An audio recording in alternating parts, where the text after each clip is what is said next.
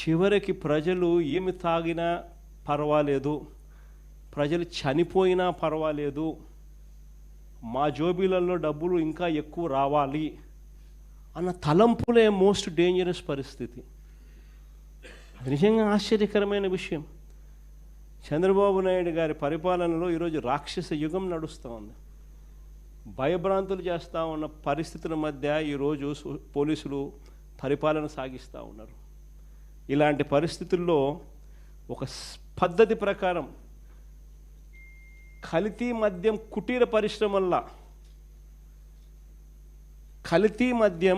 కుటీర పరిశ్రమలుగా ఏకంగా ప్రాంతాల వారీగా చంద్రబాబు నాయుడు ఆయనకు సంబంధించిన ఈ మాఫియాను కంట్రోల్ చేసే కొంతమంది ఆయన క్యాబినెట్లో మంత్రులు, ప్రముఖ రాజకీయ పోస్టులలో ఉన్న పెద్దలు, పెద్దబాబు చిన్నబాబు ఆధ్వర్యంలో కుటీర పరిశ్రమల్లో ఏకంగా వీళ్ళు కల్తీ మద్యం తయారు చేసే ఈ మాదిరిగా ఫ్యాక్టరీలు పెట్టి చేసేసి వీళ్ళే క్వాలిటీ లేని లిక్కర్ను అక్కడ తయారు చేసి వీళ్ళ డిస్ట్రిబ్యూషన్ నెట్వర్క్ ఏదైతే ఉందో, ప్రైవేట్ మాఫియాతో కూడిన డిస్ట్రిబ్యూషన్ నెట్వర్క్లకి ఏదైతే ఉందో ఆ షాపుల్లోకి, ఆ బెల్ట్ షాపుల్లోకి నేరుగా ఈ మందును పంపిస్తూ ఉన్నారు.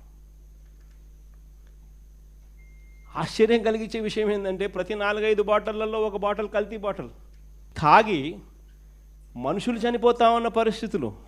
అసలు నిజంగా చూస్తే ఒక సిండికేట్ పద్ధతి ప్రకారం ఏ ప్రాంతాలు ఎవరెవరు పంచుకుంటున్నారు అన్నట్టుగా పంచుకుంటూ, మన తంబళ్ళపల్లెలో మనం చూసాం, తెలుగుదేశం పార్టీ ఇన్ఛార్జ్ అక్కడ వైఎస్ఆర్సీపీకి సంబంధించిన ఎమ్మెల్యే గెలిచినాడు కాబట్టి అక్కడ తెలుగుదేశం పార్టీ ఇన్ఛార్జ్ అంటే అక్కడ లాస్ట్ టైం కంటెస్ట్ చేసినాడు, ఆయన పేరు జయచంద్ర రెడ్డి.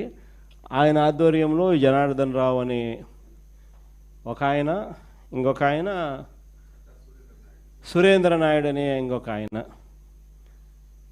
ఆ ఏరియాను వాళ్ళు పంచుకుంటూ వీళ్ళకు సూపర్విజన్ బాధ్యతలు, వీళ్ళ మీద సూపర్విజన్ బాధ్యతలు వాళ్ళ అన్నమయ్య జిల్లాకు సంబంధించిన మంత్రి రాంప్రసాద్, వీళ్ళకు సూపర్విజన్ బాధ్యతలు. ఆయన సూపర్వైజ్ చేస్తూ ఉన్నాడు. ఆ ఏరియా అంతా వీళ్ళు పంచుకున్నారు. అక్కడ కుటీర పరిశ్రమ ఏకంగా బాటళ్ళు ఏకంగా మందులు తయారు చేస్తూ ఉన్నారు. బాటళ్ళు కనిపిస్తూ ఉన్నాయి. అసలు కుటీర పరిశ్రమలు, దానికి ఒక ట్యాంకులు, మూతలు, బాటళ్ళు, లేబుళ్ళు అన్నీ రాష్ట్రాన్ని ప్రాంతాల వారుగా నకిలీ మద్యం దందా సాగిస్తూ ఉన్నారు.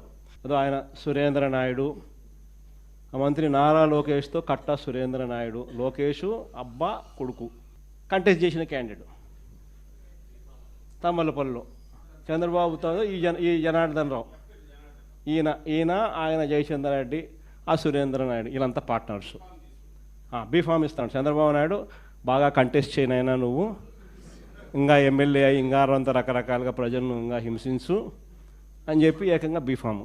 తర్వాత ఆయన మంత్రి సూపర్విజన్, ఆయన రాంప్రసాద్ రెడ్డి, ఆయన మంత్రి, ఆయన ఈ బాధ్యతలన్నీ కూడా కలెక్ట్ చేయడము, ఇవన్నీ ప్రాపర్గా జరిగించడము, డబ్బులు కలెక్ట్ చేసి చిన్నబాబుకింత పెద్దబాబుకింత డిస్ట్రిబ్యూషను, ఆయన ఎమ్మెల్యే క్యాండిడేట్కి ఇంత, ఆ డిస్ట్రిబ్యూట్ చేసిన నెట్వర్క్లో ఆ మాఫియా సామ్రాజ్యానికి బెల్ట్ షాపులు నడుపుతూ ఉన్న మిగతా తెలుగుదేశం పార్టీ వాళ్లకు అందరికీ తలా ఇంత పంపకాలలో ఏకంగా మంత్రి దగ్గరుండి చేయించడం. ఆ సామ్రాజ్యం అక్కడి నుంచి విస్తరిస్తే నెక్స్ట్ సామ్రాజ్యం ఆ ఏరియా నుంచి కొంచెం ముందుకు పోతే కృష్ణా గుంటూరు జిల్లా ఈ సామ్రాజ్యానికి నెక్స్ట్ విస్తరించడం. ఇక్కడ చూస్తే ఇబ్రహీంపట్నంలో ఏకంగా ఒక చోట కాదు 2 చోట్ల భారీగా, ఇబ్రహీంపట్నంలో 2 చోట్ల పెద్ద ఎత్తున పట్టుబడ్డ బాటిళ్ళు, తయారీ యూనిట్లు.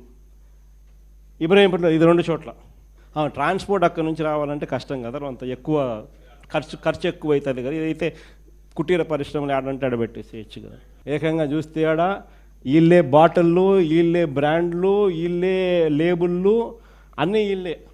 లేబుళ్ళు కూడా అన్ని ప్రమాణంగా పెట్టినారు. Kerala malt, old admiral, Manjeera blue, classic blue, అక్కడ ఎక్కడ చూసినా కాటన్ బాక్సులతో స్పిరిట్ నింపిన క్యాన్లు.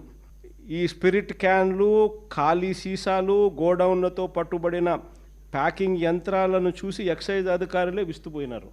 రకరకాల కుటీర పరిశ్రమల మధ్య ఇది అంతా కూడా జరుగుతాం. ఇది ఈ ఏరియా ఏంది, కృష్ణా, గుంటూరు,